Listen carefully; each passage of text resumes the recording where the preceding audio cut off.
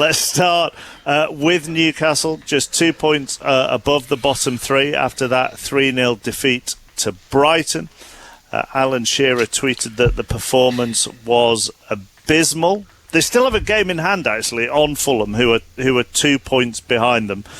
Newcastle now 4 points adrift of Brighton, having played the same number of games after that defeat on the South Coast. Has anything changed, Micah?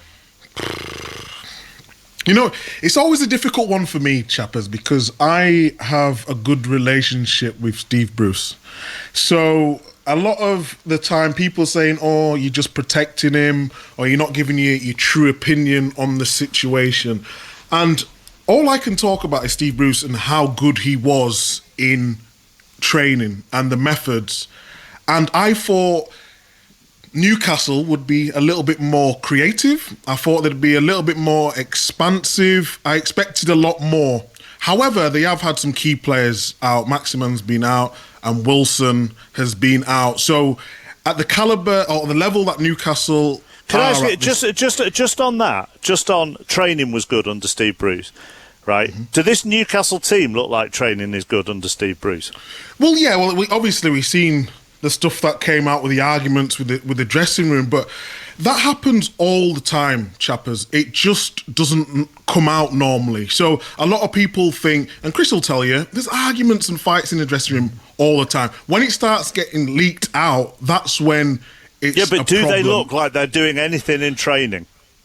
Well, of course they're doing some things in training. I think it's harsh to say that, chappers, because no footballer, you know, doesn't want to succeed. We all want to succeed as footballers, and yeah, there might be some that work harder than others. And in answer to your question, I'm not going to try and protect Steve Bruce in any way. I was just giving my personal view of what it's like behind the scenes and what's some insight. Have Newcastle been good enough? No, and we all can see that they've been awful. And a lot of the you know, he's a manager, Steve Bruce, so he's got to take some of that flack, but also the players do as well. I think what the problem is with Newcastle fans, they play too defensive, and as you know, they're watching the game, they've seen some good players and some good teams over the years. They just want to see a little bit more attacking football. So I can sympathise with that sort of, you know, opinion, let's say. But I think when you've got so many people with negative comments towards Newcastle, it's not going to make them play better. It's going to make them play worse. But I do understand the fans' frustration now. Chris, you look like you're going to come in on a couple of occasions. We're going to bring in a Newcastle fan very shortly. So go on. Just on the sort of, does Steve Bruce do anything in training? How could he possibly have had the career which he's had in management if he actually didn't work on situations in training? I don't get that. I think if you're getting at did Newcastle look organised at the weekend against Brighton, then you know I get what you're saying. I mean they were hopeless. I think Ryan Fraser said after the game, this is the lowest mood which there has been, and that is a pretty alarming thing to say. Do you know what, Chris? Sorry, let me clarify that. Now, I wasn't suggesting they don't do anything in training, but what I was suggesting was, do they look like a team who have improved as a collective or as a set of individuals this season under Steve Bruce? And there are several sides within the division who you could say look as though they improve. It goes back to our age-old debate about what you want from a manager. Can they improve the players? Can they improve the team with the materials that they've got? So Newcastle under Steve Bruce do not look like they have improved in the same way that Aston Villa have under Dean Smith. As an example. Yeah, Aston Villa are falling away now. You know, it's interesting. Aston Villa missing Jack Grealish don't look the same team. I think Micah touched on... You take my point. Yeah, I do. And, you know, I think we have to sort of strip everything back to the start of the season. Where did we think Newcastle would finish? Well, I thought they'd stay up, but I didn't think that they were a top half team. I think that you know there are clearly issues there. Callum Wilson is, you know, a big miss for them. When he plays, they are a different team. I think they've won, you know, he's missed a quarter of the games the games which he has played, I think they've won something like 25 points out of the 28. So you can see what a big miss. Steve Bruce recruited him. St Maximum has 12 starts, I think he's had. Such an influential player. Almiron something like 19 starts. So they have missed them. Having said all that, performances throughout the season haven't been very good. Graham Jones has come in, and actually they looked like a team who played more on the front foot, that they were having a go, and Wilson's got injured again. But, you know, there are clearly issues, and I do take Micah's point. I think that the situation with the fans, and it's like a cesspit up there now. You know, in this there's infighting. He doesn't have the support from the fans, and all the frustration is being taken out on Steve Bruce. But the players have to take responsibility as well. Rory, give me an answer, and then I'm going to bring Alex in from True Faith Newcastle United fanzine. So otherwise, he looks like he might combust whilst listening to some of this. I can imagine that he's getting more and more frustrated. I think I went to the last time I went to St James's was for the Leeds game that Newcastle lost 2-1, and actually, to be honest, played all right. And I spoke to one of the local journalists up there, and I said, "What's your impression of the kind of situation with the fans? Is it a genuine split? Because that's kind of how it's always presented. Is that kind of media talk for the fans want the manager out?" And he said, "No, there's no split. It's 95% want rid of Bruce." And I think Mike is obviously right, and Chris is right. Steve Bruce will do stuff in training, and I'm sure that some of it is really, really good. But the kind of the proof of the pudding's in the eating, and the players clearly aren't responding to it. Chris is totally right that losing Wilson and Sam Maximan particularly, and Almiron more recently, is damaging. But I think at the start of the season it would have been fair to expect Newcastle to finish roughly around Leeds and Villa, who are teams who've got a similar amount of resources to them, who've got probably less investment in the squads than them. And it's not just the fact that Newcastle have fallen away and nowhere near that, it's the style in which they've reached the point that they are. That if you show ambition, if you play adventurous football, fans will give you time, whatever fans they are. I understand that, Rory. I know you want to bring him in. Sorry. Yeah, it's all right. I just when you say it's damaging, Maximan, Wilson, and then Almiron. Like, look at Liverpool this season without Van Dijk. You look at they've had to put centre midfielders at the back. If Van Dijk was it, that wouldn't have happened. And Newcastle are not got the same calibre of player as Liverpool. So when you're talking about it's damaging, it's more than damaging. It's horrendous for a team that are in that position. I'm not making excuses for Steve Bruce. I'm not at all. But I'm saying, had he been fit had they been fit for more games, it would have been a more accurate assessment of where Newcastle would be right now. Let's bring Alex in then, who's been listening to all of that. Alex Hurst from True Faith Newcastle United fanzine, and also on the Newcastle United Supporters Trust board. Alex, thank you for joining us. When you watched the game the other night, I don't know if you did watch it the other night or whether it was too painful, but I wonder whether the crux of the argument here comes down to the fact, were you watching that thinking, if Graham Potter was in charge of Newcastle, we wouldn't be in the situation we were in? Yeah, very much so, Mark. Thanks for having me on the show. I think one of the worst things about the game on Saturday night is I've seen that game before. So this wasn't a particular low point. This wasn't a bad performance. Or, to be fair to Brighton, you've got to give Brighton credit. We're very good on the night. But I've seen that performance at Brentford. I saw that performance at Sheffield United. I saw a similar performance at West Brom. I saw the same performance at home to Fulham. That is Steve Bruce's Newcastle United. That's not a bad version of Newcastle United and Steve Bruce. That is where he has got us to. And I think the frustration from a fan's point of view, we have been telling everyone that this has been coming. Newcastle United have been consistently dreadful under Steve Bruce. It's not a new thing. It's not because of injuries like the lads have been saying. Have the injuries affected it? Of course. But Callum Wilson played at Sheffield United. He played at Brentford. Listen, I love Callum Wilson. He's a fantastic player. We would be better with him in the side. But the bigger question is, why are Newcastle United playing games with no strikers? Why are Newcastle United playing games with Joelinton in the side who's got a record of 1-33 in the Premier League or something crazy? They're decisions that Steve Bruce has chosen to make. They aren't forced on him. It's not Steve Bruce's, it's not injuries that have forced Steve Bruce to play this crazy diamond split striker system and leave Andy Carroll and Dwight Gale, the only two fit strikers at the club. With respect, Alex, you're not party to what goes on in training and how these players are training. Now, I'm not saying they're bad trainers, but are you telling me that Steve Bruce would pick Joelinton ahead of Dwight Gale and Andy Carroll if they were performing brilliantly in training? I don't think that's the case. Well, Joelinton, record signing, £40 million, one of the worst players I've ever seen in the Premier League at Newcastle. I've seen Dwight Gale score goals for Newcastle, both in the Championship and the Premier League. I've seen Steve Bruce consistently talk up Dwight Gale and Andy Carroll. I've seen Steve Bruce sign Andy Carroll, then give him a new contract despite not scoring last season. So it always comes back to the same man. And on injuries again. So Steve Bruce, just to be clear, Steve Bruce would pick a player who's worse than Andy Carroll and Dwight Gale based on his performances in training because he doesn't want to win games. He would pick the worst team possible. I don't understand that argument. No, that's not my argument, Chris. The argument, Steve Bruce picks a system, the player system, a diamond in midfield with often Isaac Hayden on the left of midfield, which is mental. He's now injured. Joe Willock, who looked brilliant when he came in, by the way, from Arsenal, looked like a confident, vibrant young footballer, full of energy. He looks shattered now after 2 months under Steve Bruce. He plays on the right midfield. Then they play Joelinton and Ryan Fraser as split strikers. Now, I've never heard of the phrase split strikers. The formation, which they dogmatically stick to, which was introduced to work around the three players you've mentioned, Wilson, Almiron and St Maximin. No one is forcing Steve Bruce to play this formation. Now, in terms of the players you mentioned that are injured, it's not the injuries to St Maximin, Wilson and Almiron that give Newcastle the fourth worst defensive record in the division.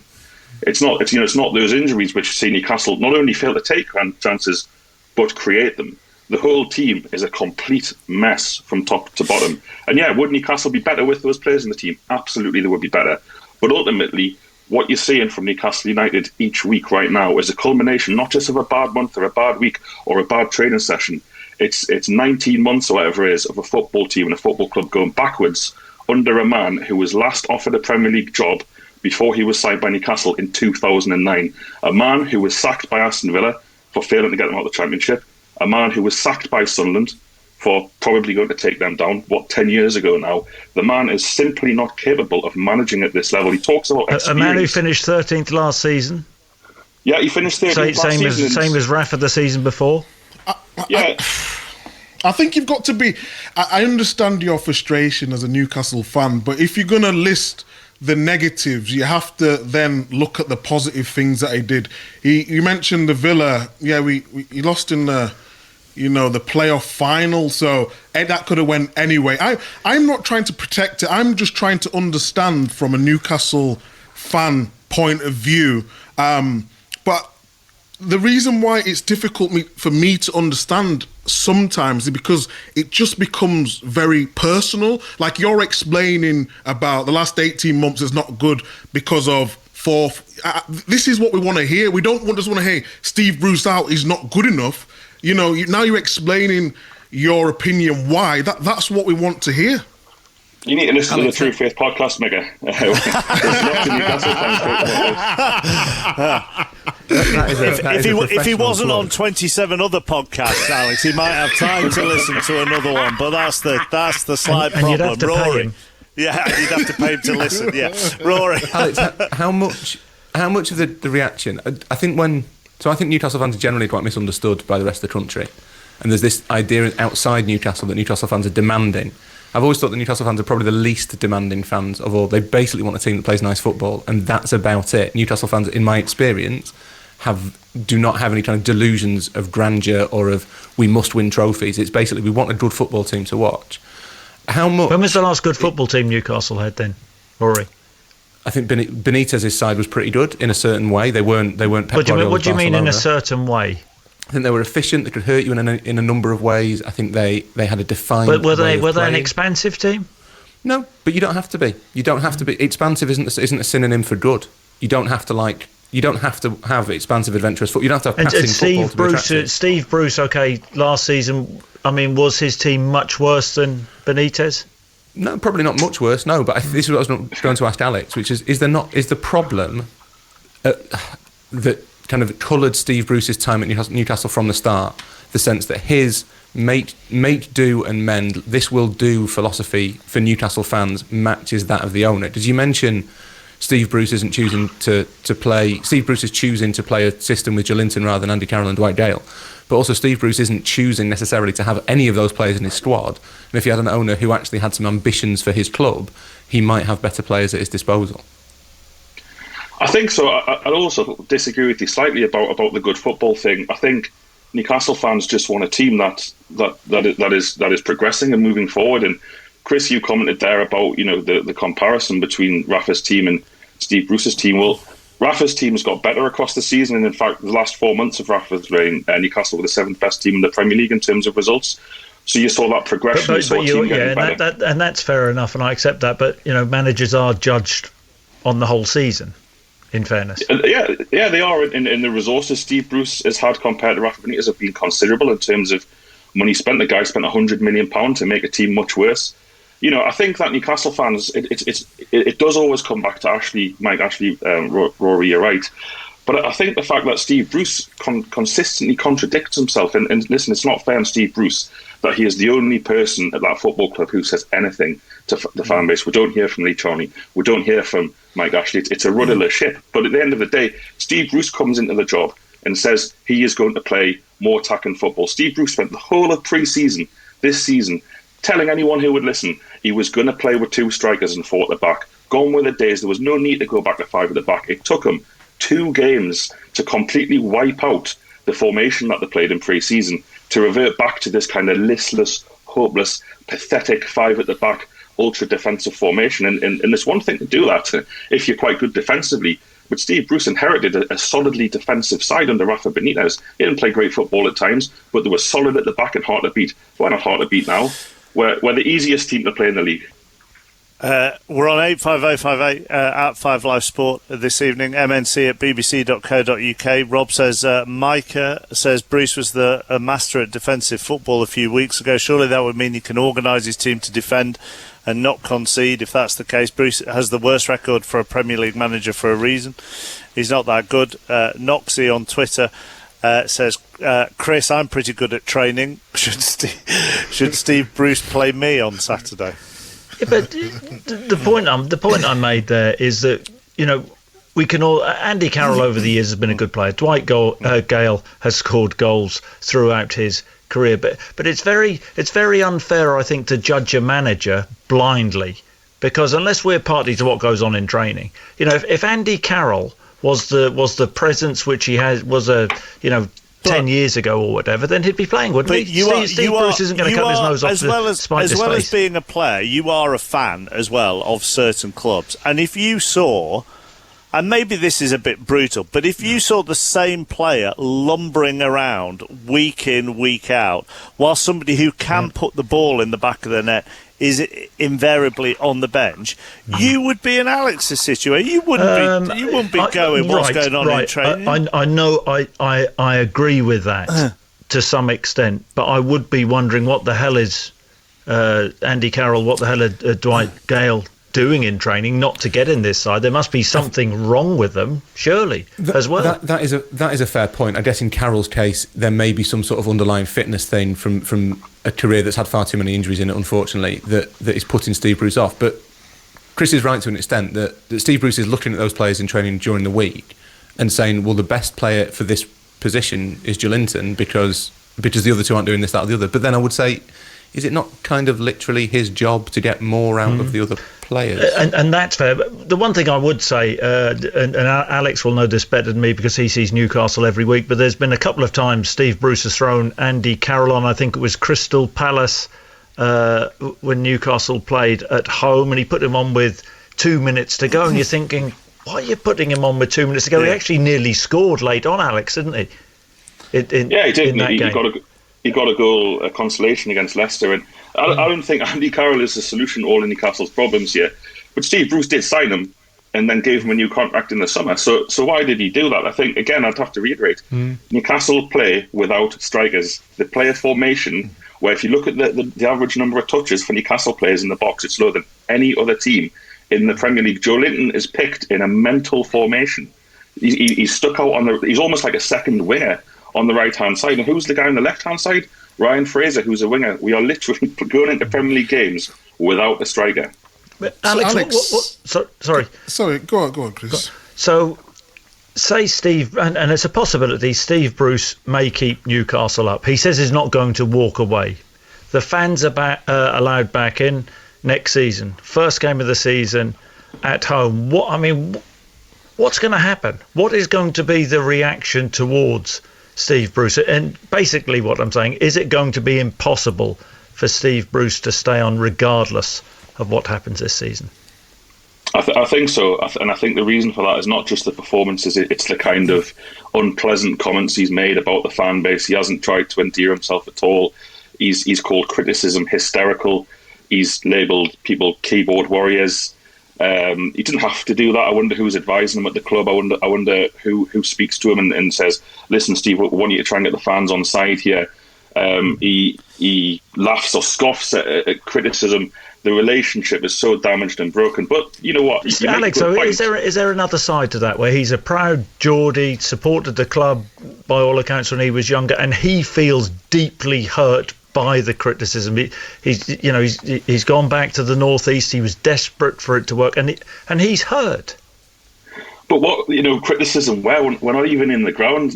Maybe not you guys, but I've seen comments in newspapers saying the negativity's affecting players. We're not even in the ground and we're getting blamed. Come on, Alex.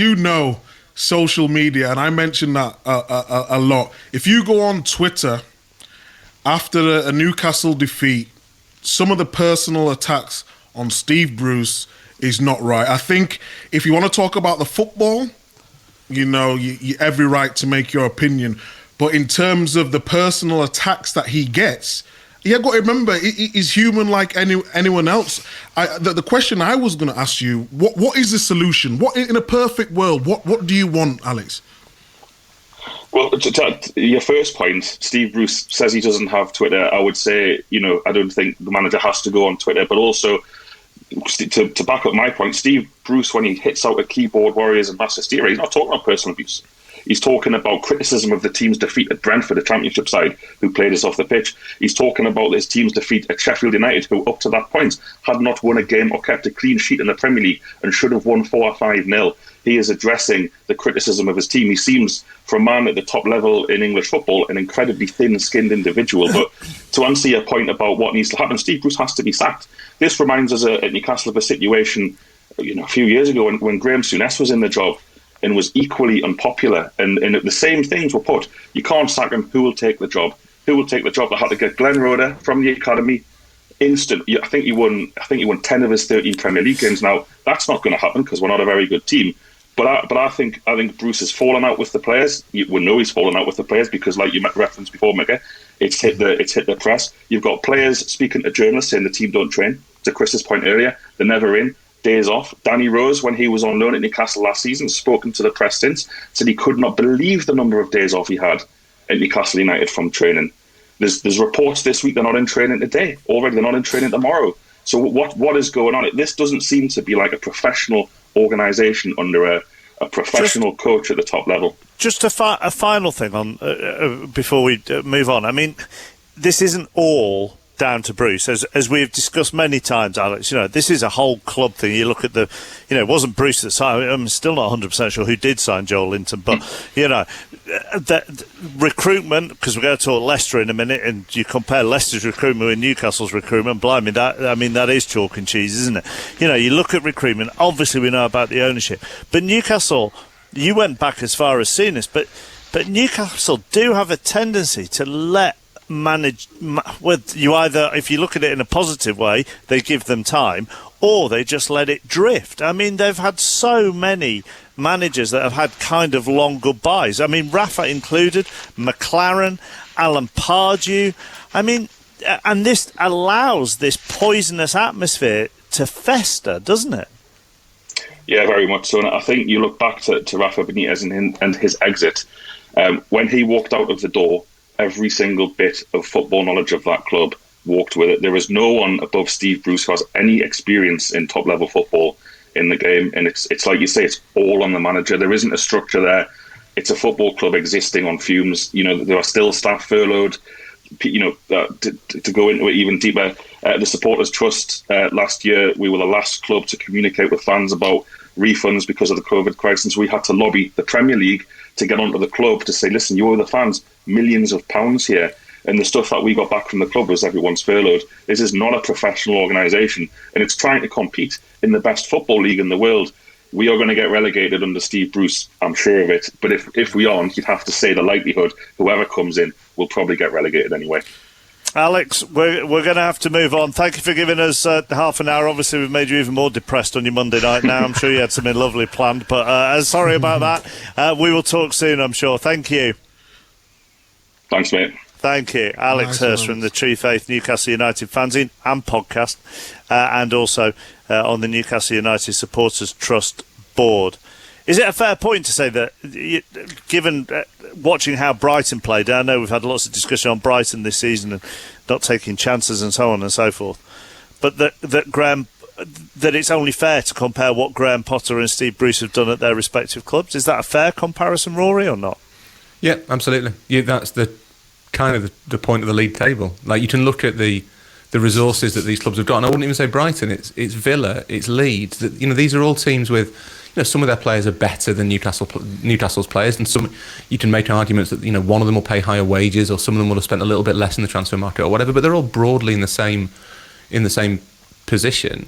And Steve Bruce ultimately is getting less out. And I've got no opinion on Steve Bruce whatsoever. I've met him a couple of times. I don't know him. I didn't play for him. I don't have any interest in defending him or attacking him. Steve Bruce exists. That is the extent of my opinion on Steve Bruce. But if you look at all of those clubs, Potter is getting a style out of Brighton. Bielsa is hugely effectively getting a style out of Leeds, and they might get tonked occasionally, but they've been thrilling all season, and their fans are delighted. Chris Wilder was getting a style out of Sheffield United last season. Yeah, he was, absolutely, but then that doesn't add anything to the debate over Newcastle, does it? That one manager gets sacked when he probably shouldn't have been sacked. What does that mean, that Steve Bruce should or shouldn't be sacked? I'm not quite sure what that example means, but all of these managers are getting somewhere with these clubs, and Steve Bruce just gives the impression that there is, I don't know if he does it on purpose, but he does seem to embody that idea that his job is to find a way to win games. And as I've said before, on a Monday night, I think you have to sell to the fans a little bit more. I think you've got to sell them a journey. I think you've got to give them a vision. You've got, as Alex said, you've got to make sure they believe that you're progressing, that you're going somewhere, and you know how to get there. Steve Bruce just gives the impression that, his job is to finish 17th. That is not what fans will accept anymore, anywhere.